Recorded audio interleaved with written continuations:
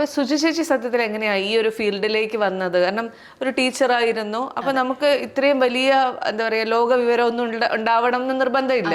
അങ്ങനെ ഇരിക്കുന്ന ഒരാള് ഇത്രയും വലിയൊരു ഒരു ഒരു കരിയറിലേക്ക് അല്ലെങ്കിൽ ഒരു പ്രൊഫഷനിലേക്ക് എത്തപ്പെട്ടത് എങ്ങനെയാ? അതായത് ഞാൻ കൊറോണ സമയത്ത് എൻ്റെ ജോലി നഷ്ടപ്പെടുകയാണ്.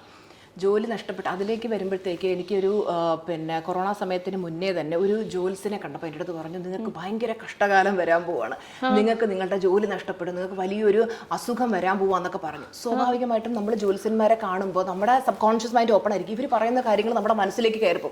ഞാൻ നെഗറ്റീവ് ഇതിലേക്കൊക്കെ വരുന്നതിന് മുമ്പ് അപ്പോൾ ഞാനിങ്ങനെ നിരന്തരം ചിന്തിക്കാൻ തുടങ്ങി. അപ്പോൾ ഞാൻ നേരത്തെ പറഞ്ഞില്ലേ, നമ്മൾ നിരന്തരം എന്ത് ചിന്തിക്കുന്നു അതിനെ നമ്മളിലേക്ക് ഒരു കാന്തം പോലെ നമ്മൾ അട്രാക്ട് ചെയ്യും.